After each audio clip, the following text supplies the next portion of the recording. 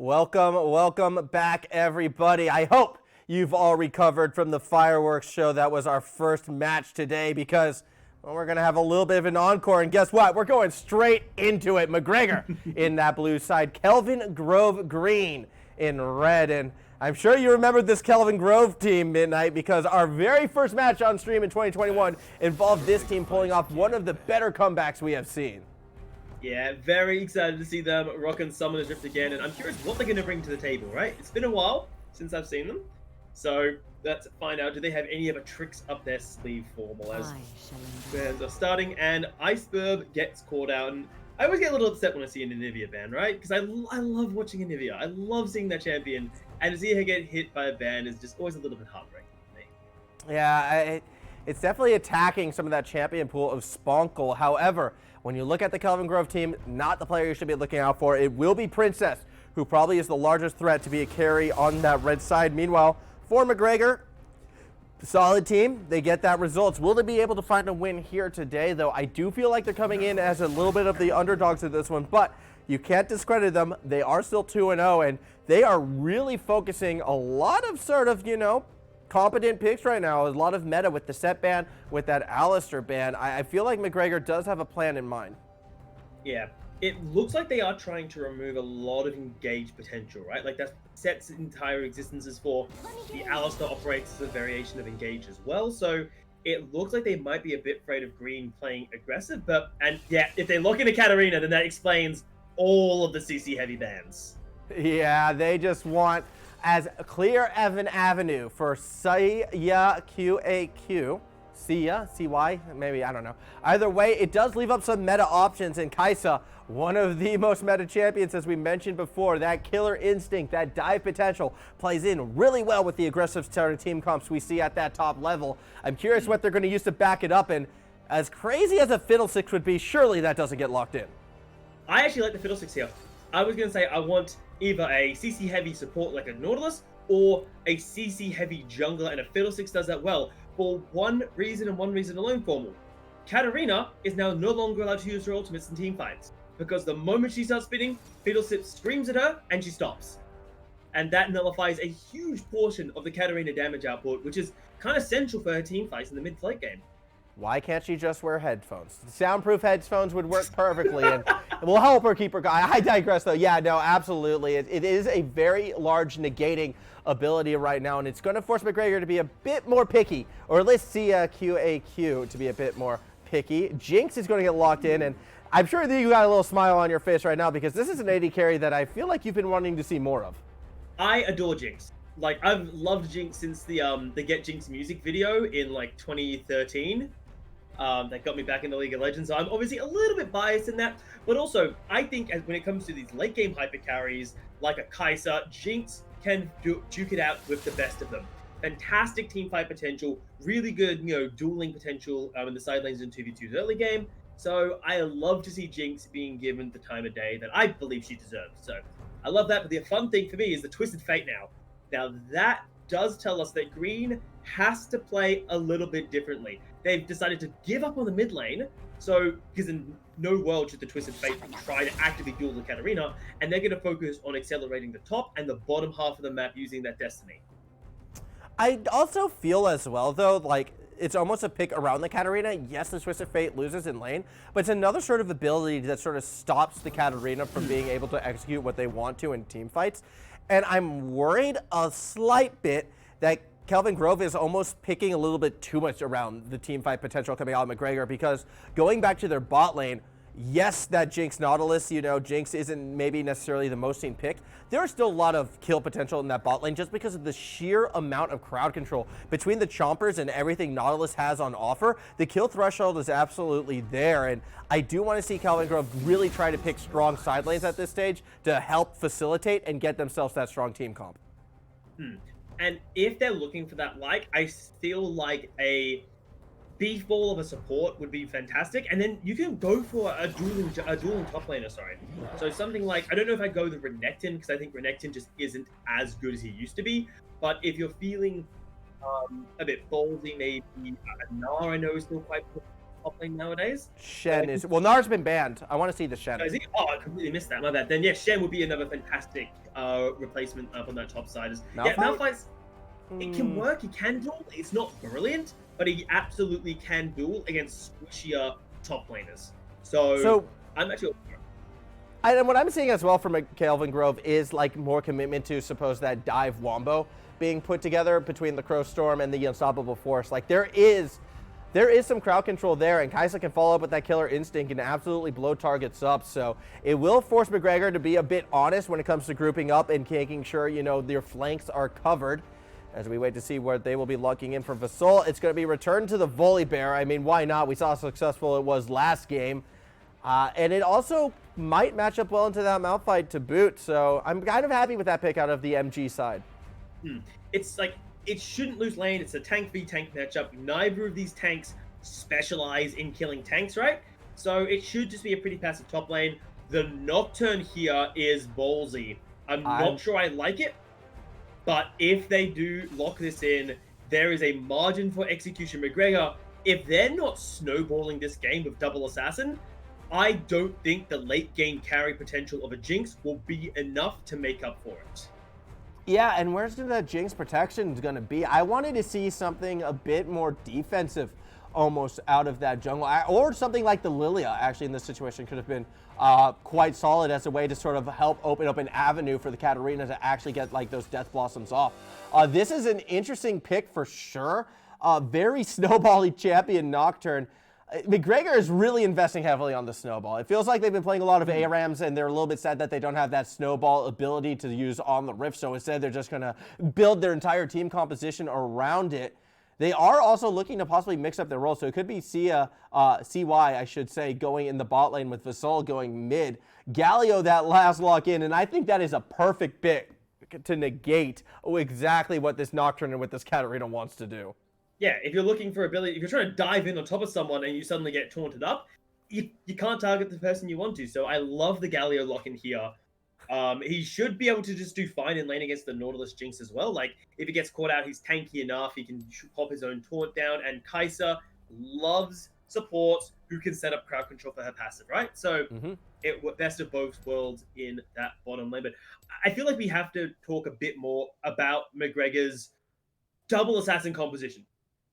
I'm not a huge fan of it. And my reasoning is I don't like assassins inherently. Assassins require you to be mechanically gifted at them. It requires you to snowball the game out of reasonable control. And the easiest solution to any form of assassin is crowd control. And if you look at the side of green, they've got crowd control on 4 out of their 5 members. Everyone but the Kai'Sa can stop the Katarina from ulting. Everyone can get on top of the Nocturne and stop him from moving. So I worry that you get to the mid-game, you hit that 20-minute mark, you know, Vessel's going to try to do some cheeky 1v3 play and get nothing because Malphite will alter. You know, Goldcup will punch her in the face, and then the Galio's like, no, you're not allowed to move. You know, knock up, CC, slam down, death. So I'm just going to play a little... I kind of hate doing this normally, playing the what-if game. But I'm going to play a little what-if game right here. Okay. Imagine instead of that Twisted Fate, Kelvin Grove had an Orianna. And then look at that team. That's Nightmare Fuel. I don't. Yeah, why would you make me think of that? Everything about this team comp, though, I do enjoy. Between the Galio and the Twisted Fate, like, I'm not even saying Twisted Fate is bad. Like, they have map pressure pretty much wherever they want to go between, you know, Twisted Fate and the heroic entrance from the Galio as well. They have the go buttons we were talking about before, the Unstoppable Force, and again, the Galio, not to mention the Crow Storm. The Wombo damage is going to be there. Like, Kelvin Grove's team comp is terrifying, and it plays so well into McGregor's, you know, double assassin dive. Going back to that Galio pick, like, there's so much that it does in this matchup. It provides the peel that they're going to need. It can provide supplement assist in the dive, the crowd control. Like, that really was that perfect last pick. So my hats off goes to Kelvin Grove and this team comp they put together. They are, in my eyes, kind of like the best team, I think, and should be the favorites in this entire event. And I worry for McGregor right now, if they don't get that snowball, like, what is actually coming to hit them is not going to be pretty. No. McGregor's entire composition's identity is based on a successful level 6 ultimate by the Nocturne, because that's standard for assassin junglers, right? Same with the Rengar, and so on and so forth. You have to make sure that that first ultimate secures a kill, an objective, something critical. Because otherwise the snowball is so hard to execute. Pair it up with the Katarina. I don't know how many times I can stress the fact that if you CC Katarina during a team fight, she dies. Like, her mobility is fantastic, but the gold card, she has to run cleanse in lane likely.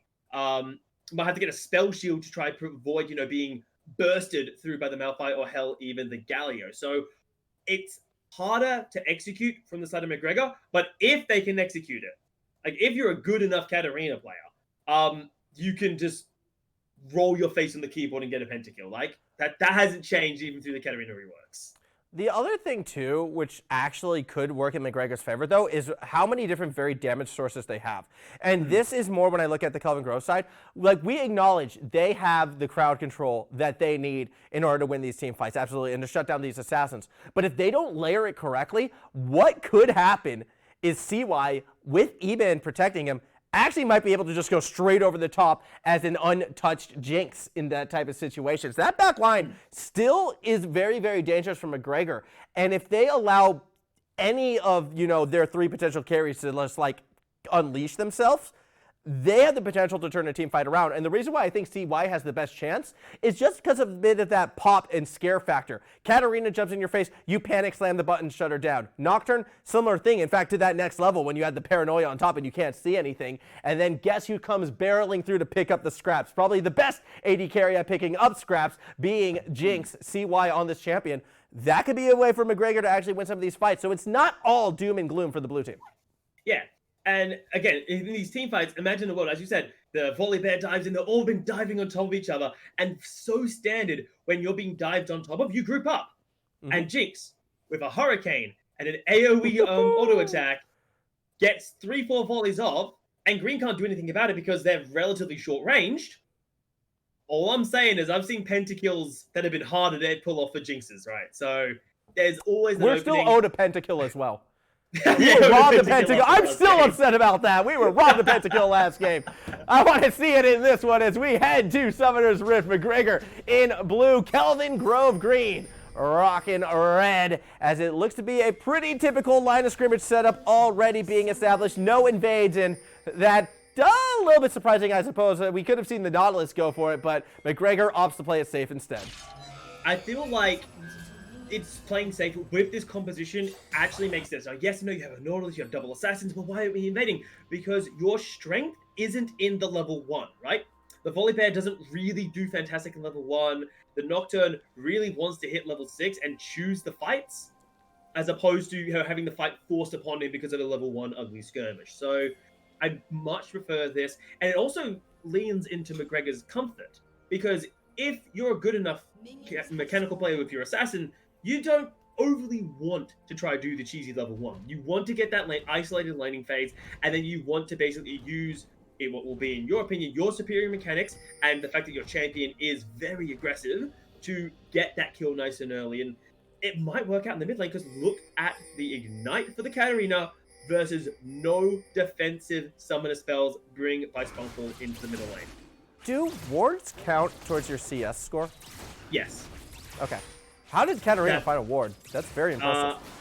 I'm going to assume... Oh, Fiddlesticks effigies. Oh, that would have been it. Yeah, that would have been it. Okay. I was just really confused seeing that one come up, because I thought killing wards was your vision score.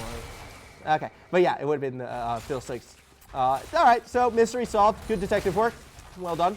I will be Watson to your Sherlock moving forwards. I will admit that. As starting off, again, pretty standard. Each jungler starting with their red side, although Fiddlesticks going to be a little bit faster on that initial clear. You can see them mirroring each other almost exactly, and going for the 2-camp side does mean we could see some level 3 ganks almost paralleled with each other. Yeah, and I wouldn't expect a level 3 from the side of McGregor. Level 2 will win. Oh, wow, we will see a level 2. Even already forced to flash, but Princess is going to flash after into the dredge line, and that should lead to a trade with help from that tower. And now CY is looking very happy with how this has gone. Might be level 1 versus level 2, but the damage is there. Why? The idea of Invinctus was great until they committed to the tower dive. take the burnt summoner spells, and you do not have to commit to that. In this case, you actually burnt more summoner spells, and yes, you secured first blood, but that was almost a double kill handed over to the Jinx, and oh no, this isn't good. Oh, Spunkle already forced to flash, but it has to flash towards their enemies. You do have a Nocturne in that jungle, but it's kind of busy with the Gromp right now. And it does mean that Spunkle will be able to walk away to safety. Very, very interesting that we didn't actually see Vasul try to cut him off. I kind of don't mind leaving him because he'll walk back into lane and likely put himself into another threatening position. Because look at this position in the lane. As King is taking a lot of damage topside, but look at the position in mid lane. Yeah. Spunkle is still forced up in lane, and if Ibby decides to visit, I don't think the Twisted Fate makes it out alive. Yeah, it looks to be happening just that. Ibby already got himself behind, but Vasul has to be careful. Quite low. No gold card available means it is all for the right pickings, as a kill will be secured by Vasul. Tiny Kids does arrive perhaps a little bit too late to make the save. He's going to try and drain as much as possible. Each of these junglers are double buffed, but it's still a 2v1 and not one you want to fight. Meanwhile, up top, Endriel actually taken quite low by King Kisuto? Sorry for pronouncing that wrong. I do not know how to say that word. Either way, Rowdy, another nice taunt from this Galio, who is shaping up to be one of the star players in this game. Yeah, the aggression coming out in the middle lane here, luring Spunkle in, say, hey, if you back away, you're going to lose all these minions, you're going to fall down in levels as a Twisted Fate, and you cannot afford to do that as a Twisted Fate. So you lure him into staying, you're pulling your jungler, a very, very nice gank coming through to help the Katarina accelerate, because, well, you need to accelerate your assassins, and now both the assassins have grabbed themselves a bit of early experience there. Nocturne is well on his way to that level 6 mark, and honestly, you hit level 6, you should be hitting it about the same time as Vasul on this Katarina in the mid lane, and then you can just die because you've got the firepower to the TV coming in, actually. Speaking of fights happening, King is in a bit of trouble, but the teleport from behind means Vasul is going to get a little unleashed, give this Katarina another kill, one for the King as well, and two more go in favor of McGregor. This is not good for Kingsgrove. Assassins love the snowball potential here, and we've already got 2 kills and a bounty sitting onto a Katarina. Even with all the crowd control you're bringing to the table, you've got to be there for the team fights in order to actually land that, and my concern will be that for the next, well, 15 minutes, Katarina owns Summoner's Rift like this. Oh, that gold card does connect, but the stun only lasts so long, and now Spunkle again needs to run for their life. Ibby on that chase, up the river we go. Both top laners do have the ability to come down, and they're making their way. A great spell shield is actually not used to stop the gold card, but Spunkle has nowhere to run, and Vasul blinks over the wall, and King Kisuto is the one who gets the kill. Yeah, not sure that's the person you wanted to pick up the kill, but hey, you're not going to object to it. Volibear now sitting at 2-0. He's got the early is the Aeonian boots as well. This is a fantastic position for McGregor. They needed the snowball, they've acquired the snowball, and Nocturne already has 2 assists under his belt before level 6. Like, this is fantastic of a snowballing opportunity. Now they just got to keep the pedal to the metal to keep the aggression going. I'm still recovering from that Shunpo over the wall. That was so unfortunate for Vasul, but absolutely do agree. You know, maybe you want your momentum to keep going, maybe not so much that you literally, you know, blink through solid matter, but it's definitely a good look. Add an Infernal Drake as well, the best Drake if you want to snowball an early advantage. Cloud Drake's going to be up next, and that's one that Nocturne definitely is going to want to have for that paranoia, and everything's coming up McGregor in our first 6.5 minutes of this match. Yeah, and it needed to. Again, you run a double assassin composition. You have to snowball in order to actually be relevant here in the mid game.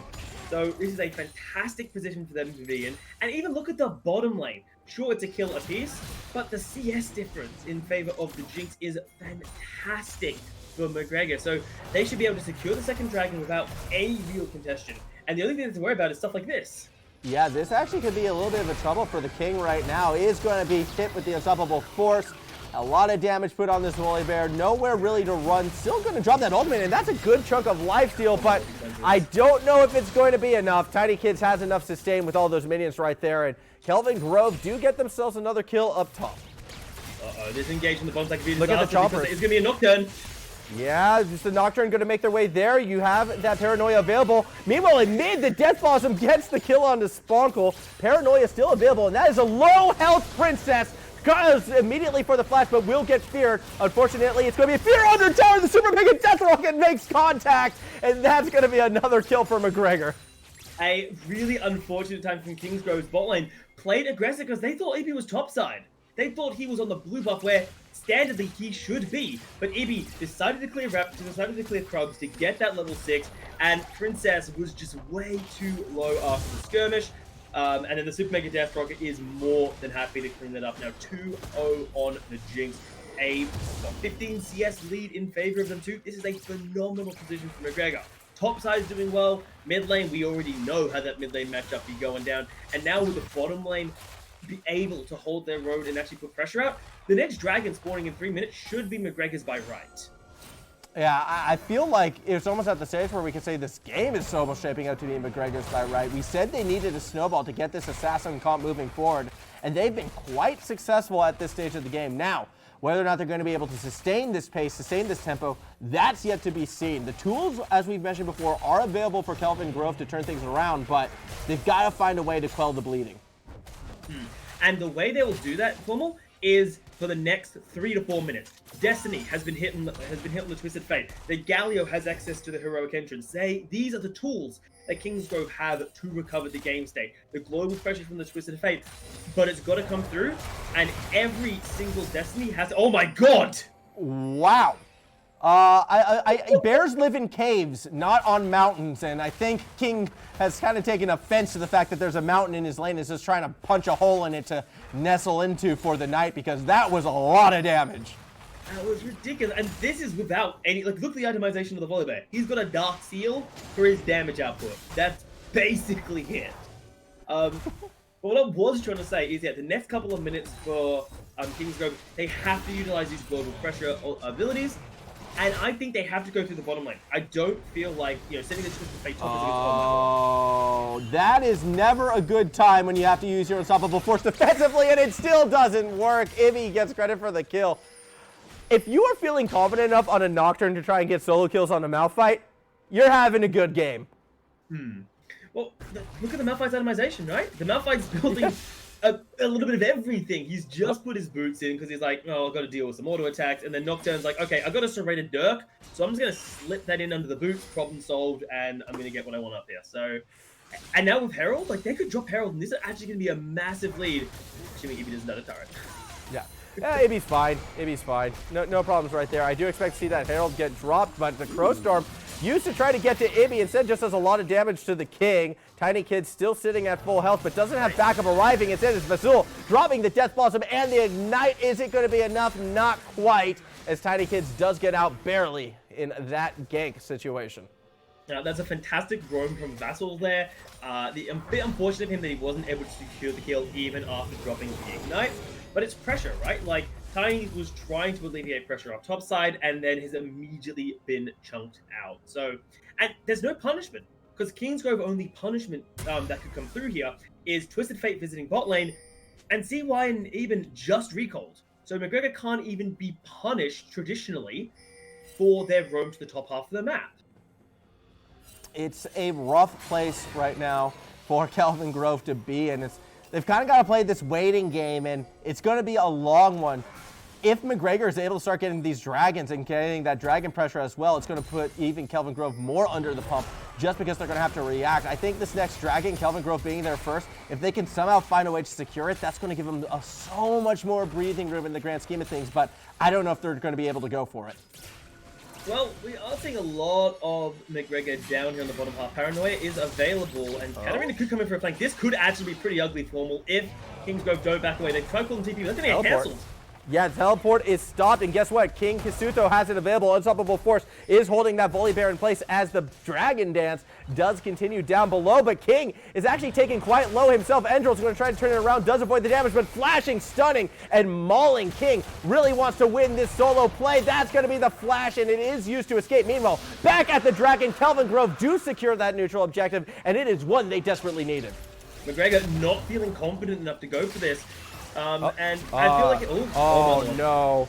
You don't want to step in the choppers. The Super Mega Death Rocket isn't quite enough to take Rowdy down. However, a misplaced Tiny Kid is going to get lost in the jungle bit more permanently as Ibby secures that one in the mid lane. The Death Blossom just absolutely dices Spunkle up. Add 2 more kills to the McGregor side. Yeah, McGregor, yes, they lost the objective, but they caught the side of Kingsgrove on a bit of a lazy exit, and now it's going to be more because there's no way they don't tower dive this. Yeah, they are going to try to find that entryway. No depth charge available, but teleport is. The fear actually is dropped onto the Galio, and that opens up the doorway to go after Princess Vazul. Has arrived to the scene, is going to go ahead and get a bit unstoppable. Tower dive successful for McGregor. And what looked a bit unconventional, right? Nocturne pulling the aggro first actually was really, really smart there. Because the Nocturne doesn't want to commit because he can't get out once it's been committed. Oh my god, Tiny, go for it! Yeah, that is a very ambitious Crowstorm, and now it's going to blow up in his face. I love the Nautilus going golden and might actually escape. No, instead just runs right into Spunkle. Still, though, it's another 1-for-1 trade, and McGregor is happy to take those if it continues to accelerate their lead. So this has been a bit, I want to say a bit of a scrappier game, but it's just aggression from McGregor and Kingsgrove in ways that look like they're panicking to try and alleviate the pressure, right? Like they know they've lost control of mid. And Spunkle on this Twisted Fate hasn't really had the opportunity to make much impact around the map, right? Like we haven't seen a teleport play. We've seen one Destiny play that I can recall, and it was that last one we just saw. So it's not looking great for Kingsgrove because they now need to recover. And in this situation, the only way they can recover, they're 6,000 gold down, they're 10 kills down, they recover through not getting caught out of position. Well, Spunkle might not have been listening. Still gets that second gold card, should be fine, or is he? The Ignite is enough. Okay, that's a fully stacked Dark Seal. Super Mega Death Rocket as well is going to find Rowdy, and this game kind of looking a little rowdy for McGregor right here. They can't seem to do anything wrong almost. And it's part of the way that they've been playing. It's aggressive, it's up in your face, and against a team like Kingsgrove, who they wanted to play a bit slower, right? Like they've got a really good team fight comp, but the Kai'Sa needs time to scale. The Twisted Fate he needs to hit level 6 to make pressure around the map. McGregor hasn't given them that time of day because the Twisted Fate has been pressured from start to finish thanks to this Katarina lock-in. The Jinx has been accelerated. 4-0 with the Kraken Slayer already, thanks to timely runs by their team securing that first objective. So it's a fantastic position for McGregor to be in, and as long as they keep putting pressure on like this. Oh my goodness, I love it when a Nocturne is able to dive an AD carry and get away with it. Princess will fall, Ibby gets the kill, and yeah, it's just been unfortunate Kelvin Grove. They just cannot find openings, and when you're having your characters get dove under tower with absolutely nothing they can do to stop it, it really paints an accurate picture of a game state that is not in your favor. And the recovery state, oh my lord. Yeah, that Crowstorm though just goes right into Ebon, and the heroic entrance is going to be used very defensively. Aven actually still alive as CY rejoins the fight, and watch this damage this Jinx can do. Not enough to secure the kill. Spunkle will drop the gold card. Tiny Kids, no Tiny Kids.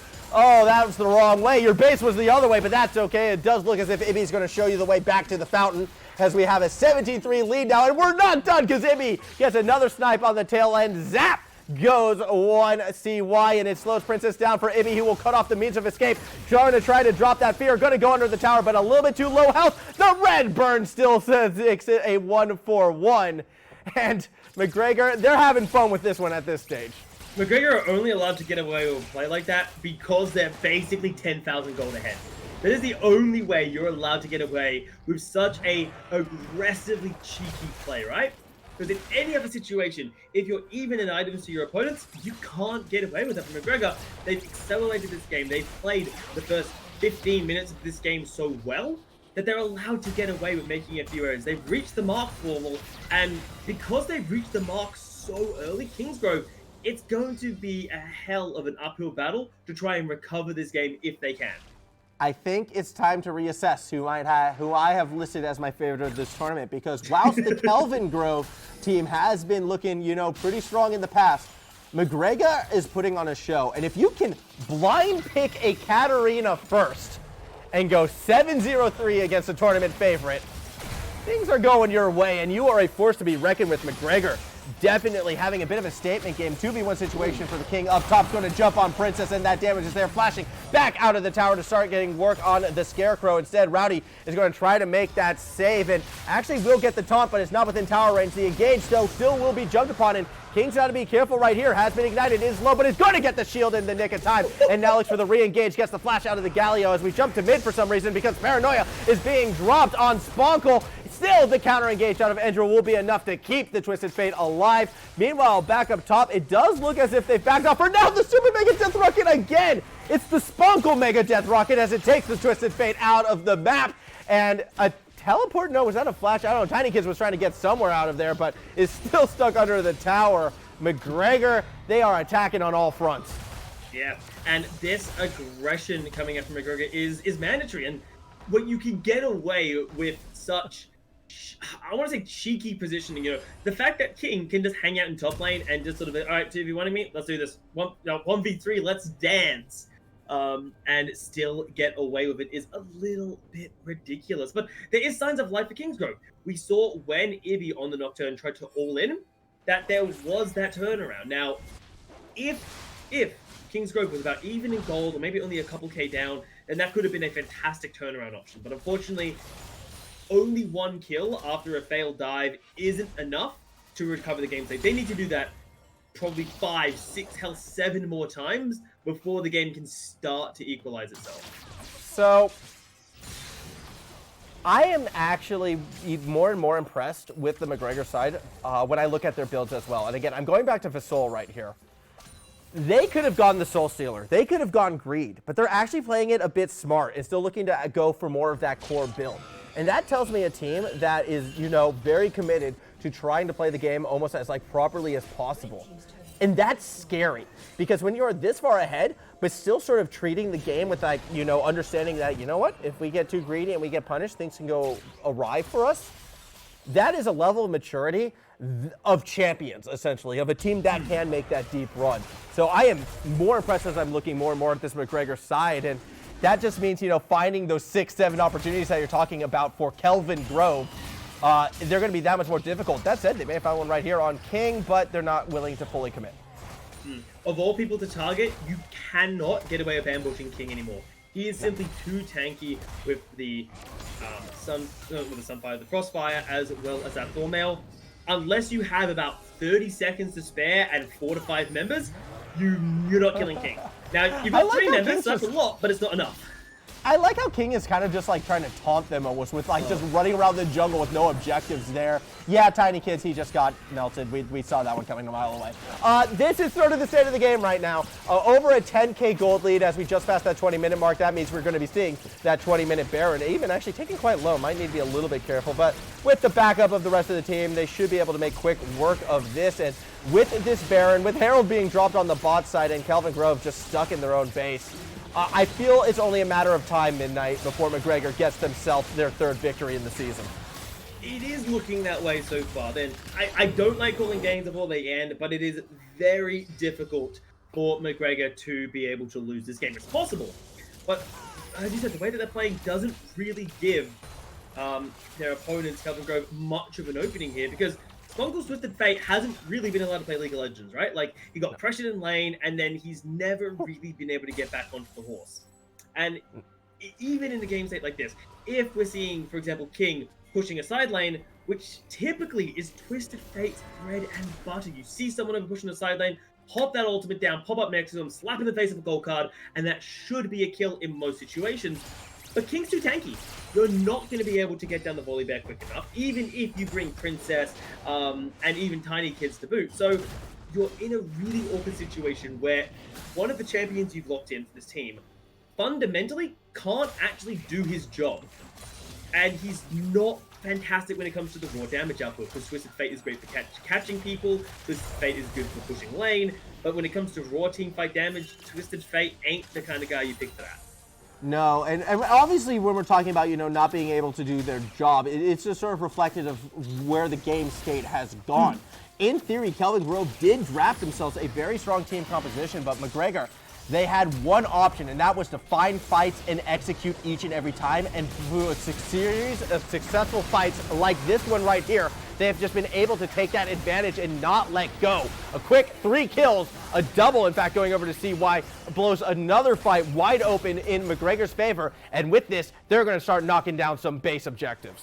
Yeah, the base should start crumbling here with the Baron in the hands of McGregor. This should be the base breaking open, yet stuff like this isn't exactly that princess. You can't run from this princess. No, you can't, but you can make Fasol go golden. And while that was nice and all, Ibby is still going to be able to snipe that kill. We've been seeing a lot of that out of this Nocturne. I love it, Midnight. We go like, oh, I don't know about this comp, Nocturne, Katarina, double assassin. How are they going to be able to pull this one off? Yeah, they got to combine 16 kills, add another 7 from the CY to make it 23 from the 3 carries. I feel like McGregor pulled it off and then some. Yeah, again, it's not to say that the composition doesn't work. It is that it requires you to snowball, because if it doesn't snowball, it falls on its face pretty hard. But McGregor has played it really well. Yeah, they played it near perfectly. I do agree. And you know what? That is why McGregor, in my eyes, is kind of advancing themselves to look like one of the most dangerous teams in this league, because the level of skill required to make this team composition work against what Kelvin Grove threw at them is some high-level play. And this makes me really excited to see where McGregor can go from here. We could be looking at a new tournament favorite. We could be looking at one of the better teams we've actually seen go through this Queensland High School program at this stage. Granted, this is only one game on stream, so it's going to be tougher to tell. We'll see how they progress through the year. But McGregor, if you wanted a statement victory, this is it. Yeah, it's a fantastic start for them, but there's plenty of other things we will need to see from them before we can confidently say that they are up there with the tiers now. Yes, they can play aggressive. Yes, when they're playing ahead, they can play smart, they can play strong, and they can play tactical. But the one thing I will always call for when it comes to teams like this, as King is forced to flee for his life, is can you play from behind? True. Now, McGregor obviously is in that position, and playing from behind is so difficult. But if you can play from behind, if you can, fall behind a little bit and not lose control of the game state, that is the sign of a champion to me, because that is the sign of a team who is smart, skilled, and able to go toe-to-toe with the best of them. Well, let's see if Kelvin Grove can play from behind. I mean, you can't get much further behind than this. And if they can pull something off, well, we can go right back to maybe calling these guys the favorites. It's going to be a tough ask at this situation, as it looks to be all of those base towers now gone, except for the 2 sitting in front of the Nexus. 2 inhibitors gone as well. The 3rd surely about to follow, as well as potentially the rest of the base. Here comes the engaged depth line. Depth line does make contact. Super Mega Death Rocket actually used on the Malphite.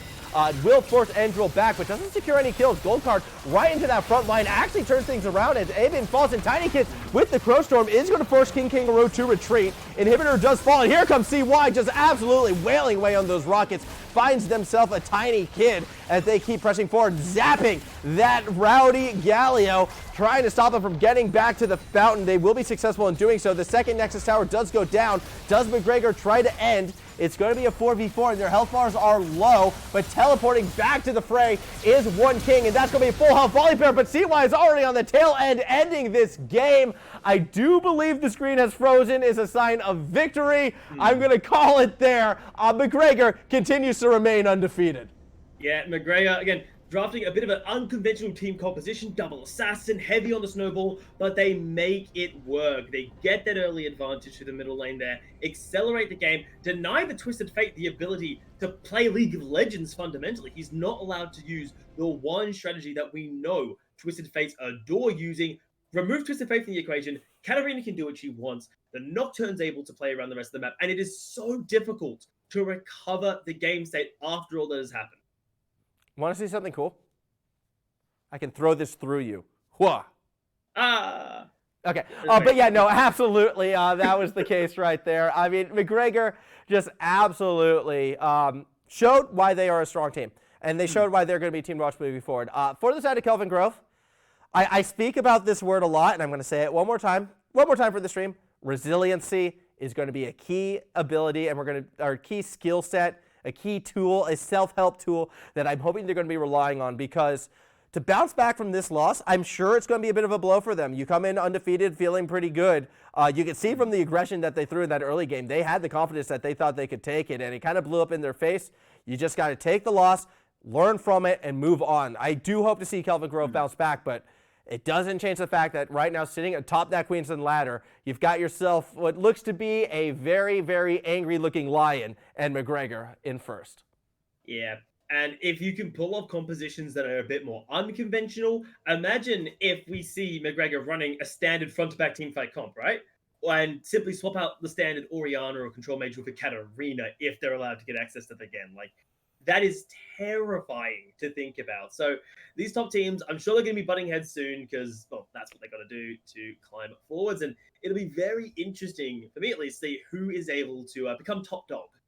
Yeah, I'm definitely going to be excited to tune in next week because guess what? We're going to be back at that same time, same place here in the beautiful state of Queensland, as it will be week 4 next week. We still got 2, maybe even 3 undefeated teams on the table. I'm sure we're going to be catching 2 of them go at it, as well as another match in between those 2-1 teams, I should suspect. It is a Swiss format, so there's 8 games to be played, and we're nearly at that halfway point. So until then, I look forward to seeing you all around. It's been another great day. Thank you to the schools. Thank you for tuning in. I have been Formal. Joining me has been the Hologram of Midnight, and have a great week, everybody.